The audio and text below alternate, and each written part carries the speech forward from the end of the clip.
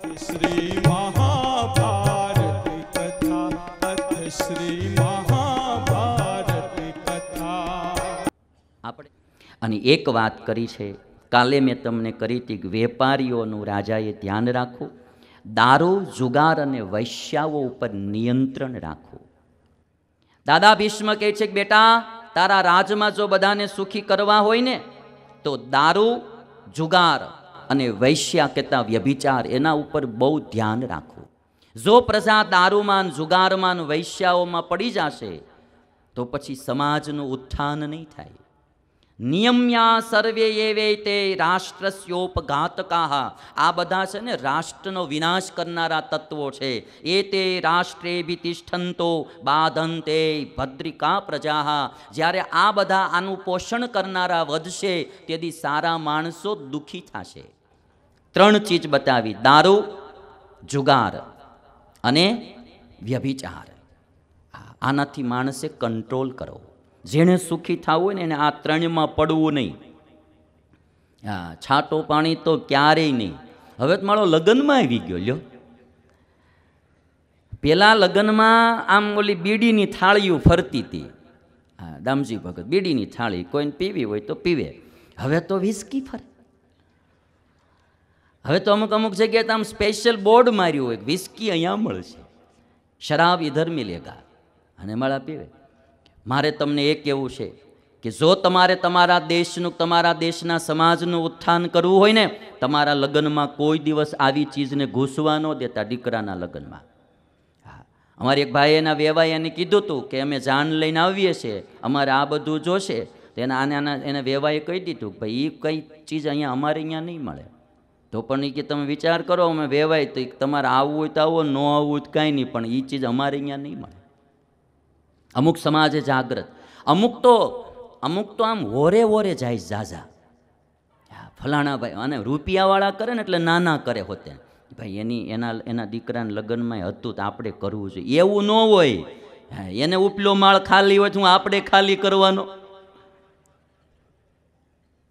અમુક ચીજ મને નહીં સમાજની સમજાતી. સંસ્કૃતિનું જતન બધાએ કરવું પડે બાપ, એકલાથી નહીં થાય. આપણા દેશના મૂલ્યો જાળવવા એ આપણે આ બધાની ફરજ છે. આ ભારતીય સંસ્કૃતિ, હિન્દુસ્તાની સંસ્કૃતિ, એના મૂલ્યો જાળવવા એ આપણા બધાની ફરજ છે. ઘેટાશાહી પદ્ધતિથી યુવા વર્ગ ચાલે છે. યુવા વર્ગને મારે વિનંતી કરવી, તમારામાં કાંઈક દેશ માટે કરવાનું નૂર હોવું જોઈએ. આ 2-3 એક્ટરો ગમે એમ કરે એમ તમે તરત કપડાં મળો પહેરવાની, એમ મળો વાળ રાખવા. હમણાં ફેશન નીકળી, આ બે બાજુ થોડી ઉપરથી ઢોરો કરે. કેવા લાગે આપણને, એમ થાય કે વાળ તો કેવી સારી ફેશન હોય, હાથે કરીને આમ તમે આમ જુઓ ને તો એટલું બધું બગાડે છે લોકો. હમણાં નીકળ્યું ફાટલા જીન્સ પહેરવાનું, લ્યો ફેશન. એમ તો આ તો અમારા બાપ દાદાની જૂની નીકળી ગયેલી ફેશન છે. એ તો ફાટલા પહેરીને વૈયા ગયા બિચારા. હાજુ કપડું બનાવવાનું, એને પછી ફાડવાનું, પાછું હાજા કરતા એનો ભાવ વધારે લે. હવે તમે વિચાર તો કરો, કેટલી મૂર્ખામી આ સમાજની કહેવાય. અને 2-4 એક્ટર કે 2-4 એક્ટ્રેસો, હીરો કે હિરોઈન પહેરે એમ આખો સમાજ હાલતો થઈ જાય. આને હું બુદ્ધિશાળી સમાજ નથી કહેતો, આને હું સુગ્ન સમાજ નહીં કહેતો. માણસને પોતાને ખબર રહેવી જોઈએ શું કરાય ને શું ન કરાય. એ અબ્દુલ કલામ એમ બોલી શકે કે મેં મારી જિંદગીમાં મનોરંજન માટે કોઈ સાધન નથી અપનાવ્યું, એણે પોતાની આખી જિંદગી દેશ માટે વાપરી. ભાઈ અમુક તો ઘેટાશાહી પદ્ધતિથી યુવાનો ચાલે છે. આવું સમાજમાં બહેનો ભાઈઓ, બધા બહેનો બી ભાઈઓ વ્યસન છોડે ને બહેનો ફેશન છોડે ને તો અડધી શાંતિ ઘરે એમ થઈ જાય. અડધી શાંતિ એમ થઈ જશે ઘરમાં. ભાઈઓ વ્યસન છોડે, બહેનો ફેશન છોડે. થોડીક આપણી સંસ્કૃતિને શોભે એવી ફેશનો હોવી જોઈએ. આપણા કુળ મર્યાદાઓ લોપાય, સંસ્કૃતિને શોભે નહીં એવો પહેરવેશ પણ ના કરવો. દારૂ તો કોઈ દી ન પીતા ક્યારેય. એકવાર લટ લાગશે ને પછી બારું નહીં નીકળાય. સોક્રેટિસને એના મિત્રે એકવાર એક બોટલ દીધી ને, સોક્રેટિસ ઢાંકણું ખોલીને ઢોળી નાખ્યો ધૂળમાં. એટલે એનો મિત્ર કે પણ આટલો મોંઘો દારૂ શરાબને તે ઢોળી નાખ્યો, શું કરવા ઢોળી નાખ્યો? સોક્રેટિસ કે એ શરાબ મને ધૂળમાં મેળવી દે ને એ પહેલાં મેં એને ધૂળમાં મેળવી દીધી. કે હા, એ શરાબ પીને હું ધૂળમાં મળી જાઉં એ પહેલાં મેં એને ધૂળમાં મેળવી. ક્યારેય યુવાનો મારા દેશના ક્યારેય શરાબનું વ્યસન ન આવવા દેતા, પાર્ટીમાંય નહીં, બર્થડે પાર્ટીમાંય નહીં, એની બોટલ નહીં અડવું નહીં. શાસ્ત્રો એમ કહે છે કે જે પાત્રમાં દારૂ નખાણો હોય ને એ પાત્રને અગ્નિમાં પીગાળીને ઓગાળી નાખો ને ત્યાં સુધી શુદ્ધ નથી થતું. એને આપણા શરીરમાં ન નાખવું. જુગાર ન રમવો, કોઈ પ્રકારનો સટ્ટો ન રમવો. ક્રિકેટમાં જેન જીતવું એ જીતે, આપણે સટ્ટો ન રમવો. હા, આ આઈપીએલમાંથી ઘણા સટ્ટે ચડ્યા છે, એ સારું નથી. હા, એ દેશને બરબાદ કરનારી ચીજો છે. આમ તો સરકારે આવા અમુક ચીજો ઉપર પ્રતિબંધ મૂકવો જોઈએ. આ થવું જ ન જોઈએ. જો એને સરકારને કંઈ ખાલી 5 વર્ષ એમ રાજ કરવા માટે નથી ભાઈ. એના દેશનો સમાજ સંસ્કારી બને, એના દેશનો સમાજ ધર્મમય રહે, એ પણ સરકારની ફરજમાં આવે છે. મેં સાંભળ્યું આજે પબજી ઉપર પ્રતિબંધ મૂકે છે, જરૂરી છે. હાવ સમય બગાડ્યા જ કરે પબજીમાં નકરો, જ્યાં હોય ત્યાં કાંઈ બીજું ભણવું નહીં, ભજન કરવું નહીં, કાંઈ ધંધો કરવો નહીં, મોબાઈલ લઈને માળા નકરો પબજી જ ખેલ્યા કરે ગમે ત્યાં. અને એક ગેમ પૂરી થાય ત્યાં બીજી નીકળ્યા કરે. એ લોકોને ધંધો ભાઈ, અને યુવાનો હાવ નવરા ટાઈમ બગાડ્યા કરે. બ્લુ વેલ કંઈક પહેલાં ઓલી આવી હતી ને, એ બંધ થઈ, ત્યાં આવડિયા શરૂ થઈ. યુવાનોને મારે કેવું, ભણવામાં ધ્યાન દો, કંઈક ધંધામાં ધ્યાન દો, તમારો ટાઈમ બગાડોમાં. એટલે એટલા માટે દાદા ભીષ્મએ કીધું દારૂ, જુગાર અને વ્યભિચાર ઉપર નિયમન કરવું. અને એક વાત બહુ સરસ દાદા ભીષ્મએ કીધી, તારા રાજ્યમાં ભીખ માંગનારા ને લૂંટેરા ન હોવા જોઈએ. જે રાજ્યમાં ભીખ માંગનારા વધી જાય ને ભાઈ, એ રાજ્યની કોઈ દી ઉન્નતિ ન થાય. બહુ સરસ વાત કીધી. ન કેનચિત યાચિતવ્ય કિંચિત કિંચદાનાપદી ઇતિ વ્યવસ્થા ભૂતાનામ પુરસ્તાત મનુના કૃતા. કોઈએ કોઈ પાસે માંગવું નહીં. કોઈએ કોઈ પાસે કાંઈ માંગવું નહીં. માંગવાની એકવાર ટેવ પડી ગઈ તો પછી નીકળતી નથી. કોકના પૈસે જીવન જીવવાની ટેવ પડી જાય ને પછી માણસ કોઈ દી કામ નથી કરી શકતો. દાદા ભીષ્મએ કીધું છે કે તારા રાજ્યમાં ભીખ માંગનારા ના હોવા જોઈએ, કે તા બધા કામ કરતા હોવા જોઈએ, બધા મહેનત કરતા હોવા જોઈએ, નવરા બેઠા બેઠા ખાનારા ના હોવા જોઈએ. આજે આજે આજે આપણે આમ ભારતમાં જોઈએ ને તો અમુક અમુક કામ કરીએ કેવા છે ને, ઈવડા એ ભીખ માંગતા થઈ ગયા છે. એને મફતનું જ ખાવું છે. અને અમુક અમુકને મારે ગયા વર્ષે મેં ઘણા છોકરાઓની ફી ભરી. આવે સ્વામી અમારે પરિસ્થિતિ બરાબર નથી, હું સંસ્થા તરફથી થોડી મદદ કરાવું, ફી ભરાવડાવું. એમાં એક ભાઈ આવ્યા હતા, મને કે મારા છોકરાને ફીના પૈસા નથી. તો મોઢું મેં જોયું ને, મોઢામાં નકરી માવાની વાસ આવે, દાંત કાળા મસ્ત થઈ ગયેલા. તો મેં કીધું તમે માવા ખાઓ છો? મને કે હા. કેટલા ખાઓ? મને કે 15-20 જોઈ. તો મેં કીધું તમારી પાસે છોકરાના ફી ભરવાના પૈસા નથી, એ તમે સાધુ પાસે માગવા જાઓ છો, અને માવા તો તમે બંધ કરતા ને. મને કે એ બંધ નહીં થાય. આ તમે માણસ છો, એ વ્યસન બંધ જે નડનારો છે બંધ નથી કરી શકતો, અને એના છોકરાની ફી માગવા એ સાધુ સંતો પાસે. હકીકતમાં તો અમારે માગવાનું હોય. મારા આજે ઊંધું થઈ ગયું, અમારી પાસે માગવા આવે. બોલો, માંગનારો સમાજ વધતો જાય છે. અને એ છોકરા ભણનારા હોય અને ફીના પૈસા ન હોય, પણ પાછો એને મોબાઈલ તો સ્માર્ટફોન જ જોઈએ છે. અબ્દુલ કલામને પૂછજો, એ ગરીબીમાં જ માણા ભણ્યો હતો. એ સ્ટ્રીટની લાઇટ નીચે બેસી અને વાંચી વાંચીને એ મોટા સાયન્ટિસ્ટ થયા હતા. આપણે મોજ શોખમાં એક પૈસો ઓછો નથી કરવો, વ્યસનમાં એક પૈસો ઓછો નથી કરવો, અને માંગવાની ટેવ પડી જાય એ સારું નથી. અમે બાવા માંગી તો હજી કદાચ એ શોભે, પણ તમારે ગ્રહસ્થ એક ગમે ત્યાં માંગ ન કરાય, સારું નથી. મારે સાધુએ ન માંગવું, હું કરવા માંગવું? મને ઘણા કે હમણાં અમારે હીરા બાપા કહેતા, મને કે સદ્ધામની. મેં કીધું મારે ક્યાં મારા છોકરા ભણાવવા કરું પ્રેરણાભાઈ? હા, અમને ક્યાં ભગવાન થાય હોય થાય, ન થવું હોય કાંઈ નહીં. આપણે કોઈ એવું કાંઈ છે જ નહીં કે આટલું કરી નાખવાનું. મને અટાણે સૌથી મોટો આનંદ આવે કથા સાંભળીને માણા ઘરે ઘરે સુખી થાય ને, આથી મોટું કોઈ સત્કર્મ છે જ નહીં. બહુ સારા મારું કામ હાલે છે. મારે તો હજી ગુજરાત સિવાય બી મારા આખા ભારત દેશમાં થાય એટલું કરવું છે. અમારે એક યુપીના બલિયાના ભાઈ છે, તો અમારે ત્યાં રુસ્તમબાગ મંદિર પાસે રહે. મને કે સ્વામી તમારી કથાથી અહીંયા લોકો બહુ સુખી થાય છે, આ અમારા યુપીમાં જરૂર છે. અમે નાના માણસો હોય કે અમારા થાય નહીં. મેં અમારા સંતોને મોકલ્યા, મેં કીધું તમે જાઓ અને જુઓ કેવું છે ગામ ને બધું. ગયા વર્ષે જોઈ આવ્યા. હમણાં આના પછી સીધી મારે બલિયામાં યુપીમાં કથા છે. મેં કીધું આપણે કરશું. મને કે પણ અમારે આયોજનના ખર્ચ, મેં કાંઈ ચિંતા કરતો નહીં, પૈસા મંડપ બધું અમે અહીં ગુજરાતથી લેતા આવીશું. મેં કે તમ તારે હા 5 માણસ ઘરે સુખી થાય, નિર્વ્યસની થાય, અમારો યુવાન સારો બને, એ આપણી સૌથી મોટી સેવા છે. બહુ માંગ ન કરવું. ભીખ માંગનારા વધી જાય તો પછી ત્યાં દેશનું ઉત્થાન ન થાય. અને એક વાત કરી કે પોતાની કીર્તિને અપકીર્તિ જાણવા માટે વિશ્વાસપાત્ર ગુપ્તચરોને સર્વત્ર ફરતા રાખવા જોઈએ. ભીષ્મદાદાએ એક વાત કીધી કે બેટા, બધાય કામ બધાયને હારા નહીં લાગે. હા, તું મૂંઝાતો નહીં, એ સંભવ જ નથી. આપણું કાર્ય બધાયને સારું લાગે એવું કોઈ દી કોઈએ વિચારવું જ નહીં. 80-90% સારું લાગે એટલે સમજવું કામ સારું જ છે. બાકી 10-20% માણસો એવા નીકળવાના જ કે જેને ન ગમે. આ બહુ સમજવાનો પોઈન્ટ આમાં આવ્યો છે કે બધા જ કામ બધાને સારા લાગે એ સંભવ જ નથી. અહીંયા કૃષ્ણના કામે બધાને સારા નથી લાગ્યા, તોય શિશુપાલ જેવા અને કંસ જેવા વિરોધી હતા. અહીંયા રામ આવ્યા તોય તે ઘણાય વિરોધી હતા. એટલે વિરોધી તો રહેવાના જ. હું આટલી સારી કથા કરતો હોઉં તો 90% ગમતી હોય તો 10% જ નોય ગમે ભાઈ.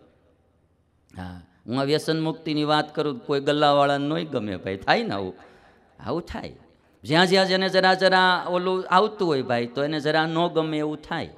હા, તો એવું 100% આપણે અપેક્ષા ન રખાય. અને એક વાત કીધી કે બધાય પ્રાણીઓને શત્રુ, મિત્ર અને મધ્યસ્થ આ 3 પ્રકારના રહેવાના. કોઈ પણ માણસ હશે, સાધુ હશે ને તોય એના મિત્રો બી હશે, એકાદા બે એના શત્રુઓ પણ હશે અને મધ્યસ્થ પણ હશે, મિડલ પ્રકારના પણ માણસો હશે. આ રહેવાનું જ તે. આ અમારામાં ત્યાગીઓમાં અમુક તમે જુઓ ને કાંઈ નથી કે તમે અમારા પક્ષમાં નથી એટલે રાક્ષસ લ્યો, આવું થઈ જાય. હાલો, એક પક્ષમાં ન હોય એટલે રાક્ષસમાં આપણે આવી જઈએ. એટલે આ તો બધું રહેવાનું જ તે ભાઈ. અહીં બીજું આપણે કાંઈ ન કર્યું કે તમે આમ બધી રીતે હારા પંચવર્તમાને પૂરા ધર્મ નિયમમાં પૂરા, પણ અમારા પક્ષમાં નથી એટલે તમે અમને રાઈટ નહીં કે લ્યો હાલો. એટલે હવે આનું આપણે ક્યાં કરવા જવાનું? અને અમારા સાધુનો ધર્મ તો એ છે પક્ષા પક્ષીથી પર થવું. હવે એ અમારે એને કેમ સમજાવવું ભાઈ? એટલે કોઈ કાર્ય બધાને ગમે એવી અપેક્ષા કોઈ દી કોઈએ ન રાખવી. પત્ની હોય રસોઈ બનાવતી હોય તો બધાય દિવસ પતિને ગમે જ એવું ધ્યાન ન, 20-25 દિવસ ગમે એટલે રસોઈ સારી કહેવાય, 2-3 દી તો ન જ ગમે એવું થાય. એટલે કોઈ દુઃખ ન લગાડવું. દુર્બળને ક્યારેય હેરાન ન કરવા.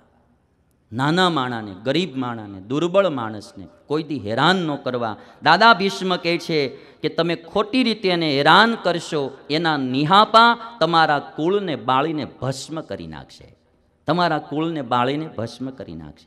માટે કોઈ નિર્દોષને દુઃખી ન કરવા. કોઈ નાના કે ગરીબ કે જે થોડા પરાધીન માણસો હોય એને પરેશાન ન કરવા, એને કોઈ દિવસ હેરાન ન કરવા. આ સુખી થવાના ઉપાય છે હો ભાઈ.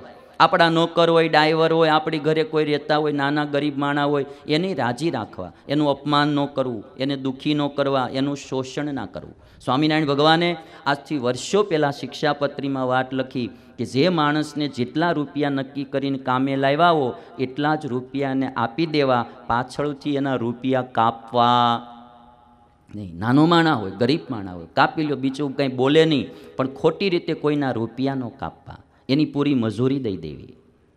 આ તમે મોરબીવાળા પ્રગતિના પંથે ધંધામાં છો ને એનું કારણ આ બધા વડીલો છો ભાઈ.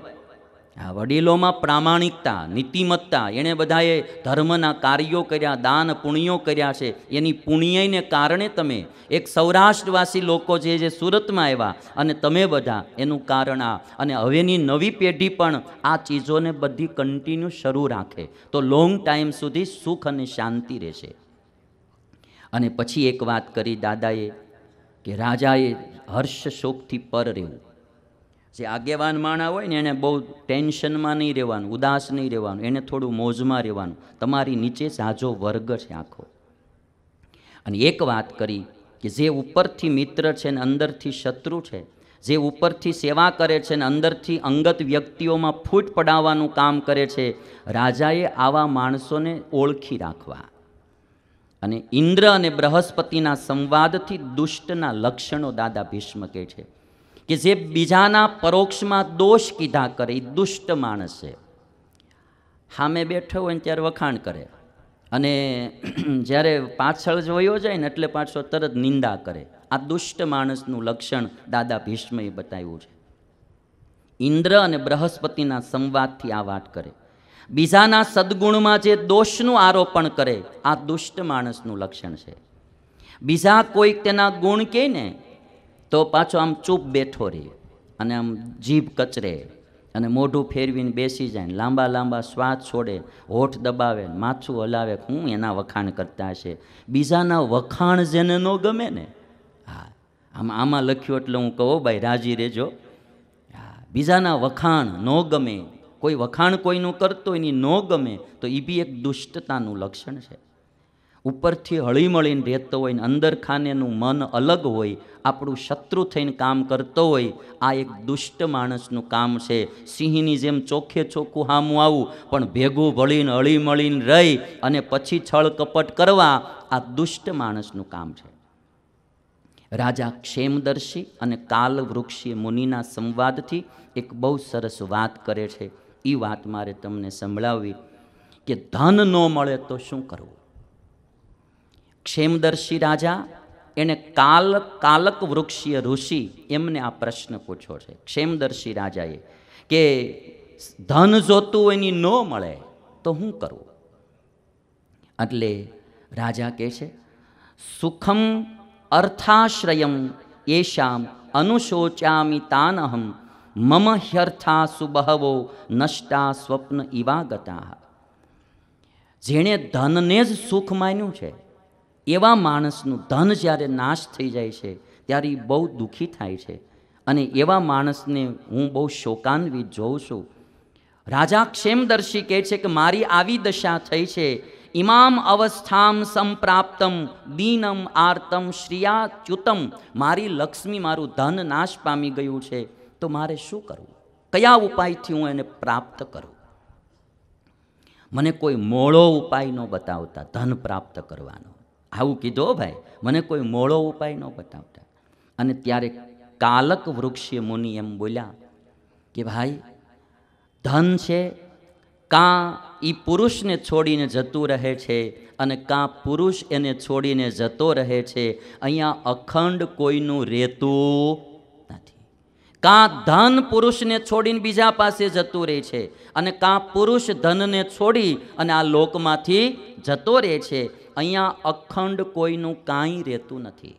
ધનમ વા પુરુષો રાજન પુરુષમ વા પુનર્ધનમ અવશ્યમ પ્રજહાત્યેવ તદ વિદ્વાન કોનું સમજવરેત. માટે રાજા શોક ના કરો. 5 દી આપણી પાસે આવ્યું તો એની લહેર કરવાની, મોજ માણવાની. 5 દી આવ્યું ને, હા, આમાં શું થાય છે આપણે કે એક વર હારો ધંધો હાલી જાય ને અને કરોડ રૂપિયાનો નફો થાય ને. 10 વર્ષથી આ ફેક્ટરી હાલતી હોય, દર વર્ષે 5 લાખ જ કમાતો હોય, નફો થતો હોય.